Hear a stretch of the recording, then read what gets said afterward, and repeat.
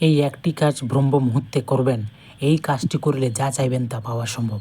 ভোর ৩টে থেকে ৬টার মধ্যে ঘুম থেকে উঠে ব্রহ্ম মুহূর্তের সময় শুধু এই একটি কাজ করুন, ভাগ্য বদলে যাবে। মাতা পার্বতী একবার ভগবান শিবের কাছে প্রশ্ন করেছিলেন এবং তারই উত্তরে ভগবান শিব এই কথাগুলো বলেছিলেন। তাই আপনারা অবশ্য মনোযোগ দিয়ে শেষ পর্যন্ত ভিডিওটি দেখতে থাকুন। মা পার্বতী ভগবান শিবকে জিজ্ঞাসা করেন, প্রভু, আমি দেখেছি যে মানুষ যতই হতো ভাগ্য হোক না কেন, যদি সে ব্রহ্ম মুহূর্তে উঠে তাহলে সে খুব খুশি থাকে। কেন এমনটা হয়? দয়া করে আমাকে রহস্যটা বলুন। তখন ভগবান শিব বললেন, হে দেবী, আমি তোমাকে একটি গল্পের মাধ্যমে এই প্রশ্নের উত্তর দেব। এই গল্পটি তুমি মনোযোগ দিয়ে শোনো। বহুকাল আগে কাশীতে দিনু নামে এক বালক বাস করত। ছেলেটা খুব ভালো ছিল, কিন্তু তার এক বদ অভ্যেস ছিল। সে দেরি পর্যন্ত ঘুমাতো, অর্থাৎ দেরি করে ঘুম থেকে উঠতো। সকালে তাকে ঘুম থেকে উঠানোর জন্য পরিবারের লোকজন অনেক চেষ্টা করতো, কিন্তু সে প্রত্যেক দিন সকালে ঘুম থেকে উঠে দেরি করতো। সেই ছেলেটি কখনো বেলা ৯টা আগে ঘুম থেকে উঠতো না।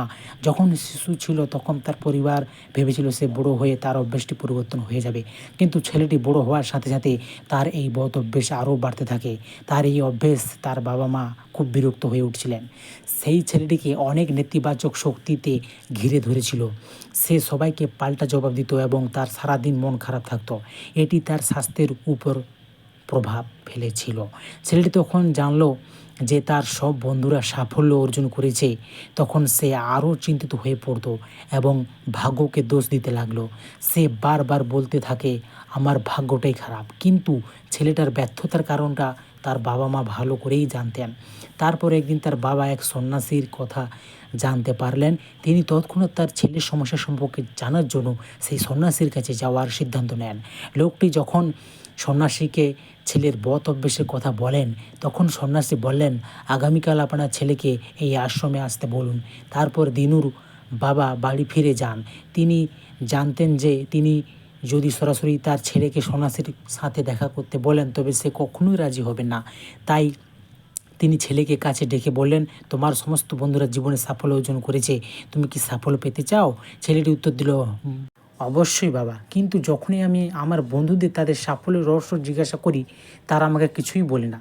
তখন তার বাবা বললেন, আমি এই রহস্যটা জানতে পেরেছি, কেন তারা সবাই সাফল্য পাচ্ছে। তখন ছেলেটি খুব কৌতূহল নিয়ে জিজ্ঞাসা করলো, বাবা, কি জানতে পেরেছো? তার বাবা বললেন, কাল সকালে তোমাকে একজন সন্ন্যাসীর আশ্রমে গিয়ে তার সঙ্গে দেখা করতে হবে। তুমি যদি সময় মতো সেখানে পৌঁছাতে পারো, তবে সেই সন্ন্যাসী তোমাকে এমন একটি মন্ত্র বলবেন যে তাতে তুমি সফল হবেই হবে। ছেলেটি বলল, বাবা, আমি কাল সারা রাত জেগে থাকবো আর সকালে সন্ন্যাসীর সাথে দেখা করব। তার বাবা বললেন, ঠিক আছে, তুমি সেখানে গিয়ে সেই সন্ন্যাসীর আদেশ মেনে চলবে। বাবা কথা শুনেই ছেলেটি খুব খুশি হলো এবং জীবনে প্রথমবার সে রাত জেগে রইবার চেষ্টা করলো, কিন্তু কিছুক্ষণের মধ্যেই তার ঘুম এসে গেল। তারপর দিন সকালে ঘুম থেকে উঠে জানতে পারে সে সন্ন্যাসীর সাথে দেখা করার সময় শেষ হয়ে গেছে। তার বাবা ছেলের দিকে তাকিয়ে বললেন, তুমি কখনো সফল হতে পারবে না, যাও, যত পারো ঘুমিয়ে যাও। বাবার কাছ থেকে এমন কথা শুনে ছেলেটি খুব দুঃখ বোধ করলো এবং মনে মনে প্রতিজ্ঞা করলো, কাল সকাল সকাল ঘুম থেকে উঠে যাবে সেই সন্ন্যাসীর কাছে এবং সন্ন্যাসীর সাথে দেখা করবেই। সে তার পায়ে একটি ছোট ক্ষত তৈরি করে নেয়, যার কারণে সারা রাত ব্যথায় ঘুমোতে পারেনি। এই জীবনে সে প্রথম সূর্য উদয় হওয়ার দেখল। সে সঙ্গে সঙ্গে প্রস্তুত হয়ে সন্ন্যাসীর সাথে দেখা করতে গেল। আর আজ তার অভিজ্ঞতা অন্য রকমের হলো। সে অন্তত শান্ত বোধ হয়েছিল। ছেলেটি হাঁটতে হাঁটতে সন্ন্যাসী আশ্রমে পৌঁছালো। সেখানে পৌঁছে শুনলেন যে সন্ন্যাসী ধ্যান করছেন। তারপর ধ্যানের সময় শেষ হলো। ছেলেটি সন্ন্যাসীর কাছে গেল এবং তাকে বললেন, আপনার কাছে এমন কোনো মন্ত্র আছে যার দ্বারা আমি সফল হতে পারি? দয়া করে আমাকে বলুন মন্ত্রটি। আমিও আমার বন্ধুদের মতো সফল হতে চাই, আরও ভালো জীবনযাপন করতে চাই। তখন সন্ন্যাসী হেসে বললেন, আচ্ছা, তুমি সেই সন্তান, তোমার পিতামাতা আমার সাথে দেখা করতে এসেছিলেন। তিনি আমাকে তোমার সম্পর্কে সবই বলেছেন। আমি অবশ্যই তোমাকে সেই মন্ত্রটা বলবো, কিন্তু সেই মন্ত্র জানার আগে আগামী 21 দিন তোমাকে আমার কথা মতো চলতে হবে। আমি 21 দিন পর সেই মন্ত্রটি বলবো, তখন পর্যন্ত আমি তোমাকে যে কাজ করতে বলবো তোমাকে সেই কাজ করতে হবে। যদি তুমি ব্যর্থ হও বা কাজের মাঝখানে তোমার সংকল্প ভেঙে যায়, তবে সেই মন্ত্রটি কোনো প্রকারভাবে দেব না। দৃঢ় সংকল্প নিয়ে ছেলেটি বলল, আমি আজ আপনার সব কথা শুনবো। আমি আপনার আদেশ মেনে নিলাম। আগামী 21 দিনে আপনি যা বলবেন আমি তাই করব। গুরুদেব, আমি শুধু সেই মন্ত্রটি সম্পর্কে জানতে চাই। তখন সন্ন্যাসী ছেলেটিকে বললেন, ঠিক আছে, কাল থেকে তোমার কাজ শুরু হবে, আর এখন থেকে তুমি এই আশ্রমে থাকবে। তখন ছেলেটি আশ্রমে থাকতেও রাজি হলো। সন্ন্যাসী বললেন, এখানে থাকার সময় তোমাকে ব্রহ্ম মুহূর্তে উঠতে হবে এবং অন্যান্য শিশুদের মতো ধ্যান করতে হবে এবং আশ্রমে কাজেও তোমাকে সাহায্য করতে হবে। মনে রাখবে, এই সংকল্প যেন ভেঙে না যায়। তখন ছেলেটি সন্ন্যাসীর সাথে একমত হলো এবং পরের দিন থেকে তার কাজের দিন শুরু হলো। এবার সে দৃঢ় প্রতিজ্ঞ হলেও 1 সপ্তাহ পর তার সেই সংকল্প ভেঙে গেল। 8ম দিনে সে দেরি করে ঘুম থেকে উঠলেন। ঘুম থেকে উঠে সে ভাবতে লাগলো, কি ভুল করে ফেললাম। সে কাঁদতে কাঁদতে সন্ন্যাসীর কাছে গিয়ে বলল যে, গুরুদেব, আমার সংকল্প ভেঙে গেছে, এখন আমি কি করব? জীবনে কোনোদিন সফল হতে কি পারবো না? তখন সন্ন্যাসী তাকে বুঝে বললেন যে, আবার সংকল্প করো এবং আবার প্রথম থেকে শুরু করো। তারপর ছেলেটি সন্ন্যাসীকে জিজ্ঞাসা করলো, কেন সকালে ঘুম থেকে ওঠা জরুরি, আর এখানে সবাই এত তাড়াতাড়ি উঠে কেন? তখন সন্ন্যাসী ছেলেটিকে বুঝে বললেন, সকালে ঘুম থেকে ওঠার পেছনে লুকিয়ে আছে এক বিশাল বিজ্ঞান। ছেলেটি বলল, গুরুজি, দয়া করে আমাকে সেই বিজ্ঞান সম্পর্কে বলুন। তারপর সন্ন্যাসী বললেন, রাতকে 4 ভাগে ভাগ করা হয়েছে। প্রথম ভাগ হলো রুদ্রকাল, যা হলো সন্ধ্যা 6টা থেকে রাত্রি 9টা পর্যন্ত। দ্বিতীয় হলো রাক্ষসকাল, রাত 9টা থেকে 12টা পর্যন্ত। তৃতীয় হলো গন্ধর্বকাল, রাত্রি 12টা থেকে ভোর 3টে পর্যন্ত। আর শেষ ভাগকে বলা হয় মনোহর কাল, যাকে ব্রহ্ম মুহূর্ত বা অমৃত মুহূর্ত বলা হয়। এর সময় ভোর 3টে থেকে 6টা পর্যন্ত। তবে ব্রহ্ম মুহূর্ত সঠিক সময় সূর্যোদয়ে 96 মিনিট আগে শুরু হয় এবং থাকে 48 মিনিট পর্যন্ত। কিন্তু ভোর 3টে থেকে 6টা পর্যন্ত সময়কাল খুবই শুভ সময় বলে মানা হয়। এই সময়ে ধ্যান, জপ, উপাসনা, ঈশ্বরের আরাধনা এবং যে কোনো বিষয়ে মনে মনে সংকল্প করলে সেই সব কিছু পূরণ হয়ে যায়। এটি এমন একটি সময় যখন সমগ্র বিশ্বের নেতিবাচক শক্তি নিষ্ক্রিয় থাকে এবং ইতিবাচক শক্তি সক্রিয় হয়ে ওঠে। ব্রহ্ম মুহূর্ত মানে দেব মুহূর্ত। এই সময় দেবদেবীরা পৃথিবীতে বিচরণ করেন, আর এটি সেই সময় যা জাগ্রত মানুষের উপর খুবই ইতিবাচক প্রভাব ফেলে। ব্রহ্ম মুহূর্ত এমন একটি সময় যখন একজন ব্যক্তির মধ্যে সম্পূর্ণ শূন্য থাকে, মনে কোনো ধরনের চিন্তা ভাবনা তখন থাকে না।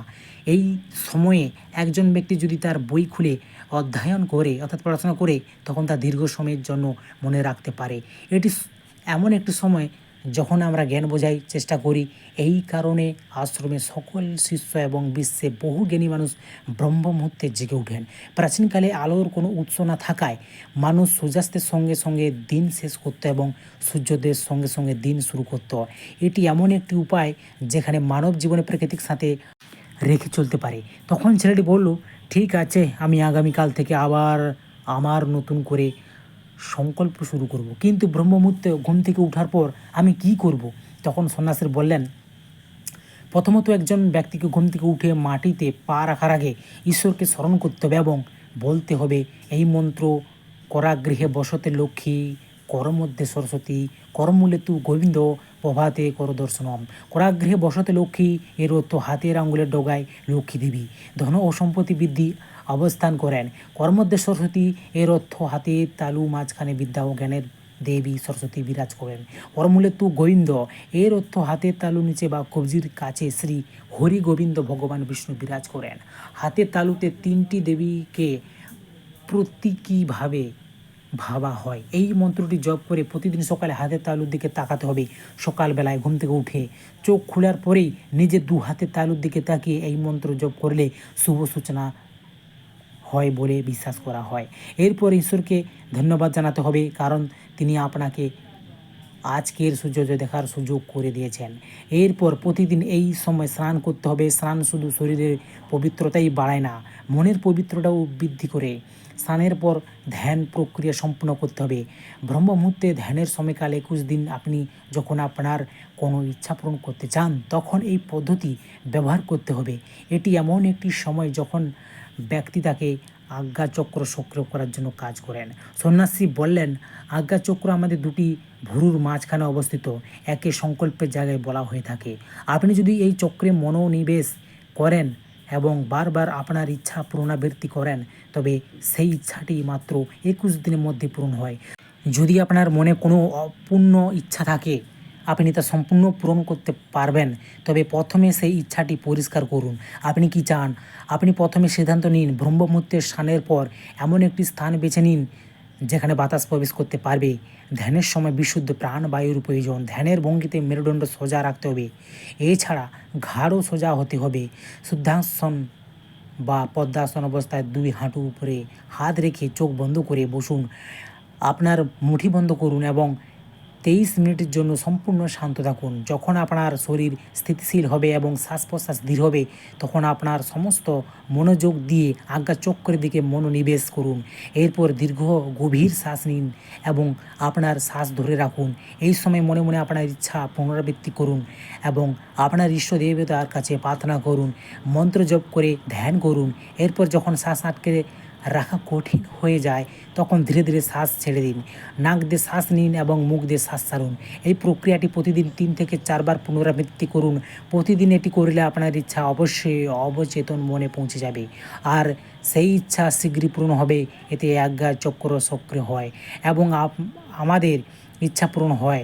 এছাড়াও ব্রহ্ম মুহূর্তের সময় ভগবানের বিশেষ কৃপা থাকে। যদি কেউ এই সময়ে তার ইচ্ছা কথা পুনরাবৃত্তি করে, তবে তার ইচ্ছা যত তাড়াতাড়ি সম্ভব তা পূরণ হয়। এরপর ভগবান শিব বলেন, হে দেবী, এইভাবে সন্ন্যাসী ছেলেটিকে ব্রহ্ম মুহূর্তে গুরুত্ব জানালেন। পরবর্তী 21 দিনের জন্য ছেলেটি এই প্রক্রিয়াটি আন্তরিকভাবে গ্রহণ করলো এবং সে খুব শৃঙ্খলাবদ্ধ এবং শান্ত থাকলো। এরপর ছেলেটি তার সংকল্প পূরণ করার সাথে সাথে খুব আনন্দের সাথে সেই সন্ন্যাসীর কাছে গেল এবং বলল, হে গুরুদেব, আমি 21 দিনের সংকল্প পূরণ করেছি। এখন দয়া করে আমাকে আমার সফল হওয়া মন্ত্র বলুন। তখন সন্ন্যাসী হাসি মুখে বললেন, তুমি গত 21 দিন ধরে যে অনুশীলন করেছ, সেটাই তোমার সাফল্য মন্ত্র। যে ব্যক্তি ব্রহ্ম মুহূর্তে ঘুম থেকে উঠে ধ্যান প্রক্রিয়াটি সঠিকভাবে পালন করে, সে জীবনে কখনো ব্যর্থ হয় না। আশা করি তুমি ব্রহ্ম মুহূর্তের রহস্য জেনে গিয়েছো। এখন সারা জীবন তোমার এই নিয়মটি মেনে চলা উচিত। এটি করলে তুমি সারা জীবন সাফল্য এবং লক্ষ্য উভয়ে অর্জন করতে পারবে। এরপর ছেলেটি সন্ন্যাসীকে ধন্যবাদ জানালো এবং সারা জীবন ব্রহ্ম মুহূর্তের নিয়ম মেনে চলার প্রতিশ্রুতি দিল। মাতা পার্বতী বললেন, স্বামী, এখন আমি ব্রহ্ম মুহূর্ত সম্পর্কে সম্পূর্ণ অবগত হয়েছি। এই বলে মা পার্বতী ভগবান শিবকে প্রণাম করলেন। আশা করি আপনারাও এই ব্রহ্ম মুহূর্তে গোপন রহস্য সম্পর্কে ভগবান শিব এবং মাতা পার্বতী এই প্রশ্ন উত্তরের মাধ্যমে বুঝতে পেরেছেন। ব্রহ্ম মুহূর্তের সময়ে মন সবচেয়ে শান্ত থাকে। ধ্যান করলে মন সংযোগ হয়, একাগ্রহ বাড়ে এবং আধ্যাত্মিক উন্নতি ঘটে। এই সময় ঈশ্বরের নাম জপ বা গীতার শ্লোক, গায়ত্রী মন্ত্র, হরে কৃষ্ণ মহামন্ত্র প্রভৃতি জপ করলে হৃদয় পবিত্র হয় এবং চিন্তায় স্থিতি আসে। ব্রহ্মমুহূর্ত চেতনার গভীরে যাওয়ার অনুকূল সময়টি। নিজেকে প্রশ্ন করতে পারেন, আজ কীভাবে আরও ভালো মানুষ হতে পারি? আমার জীবন উদ্দেশ্য কী?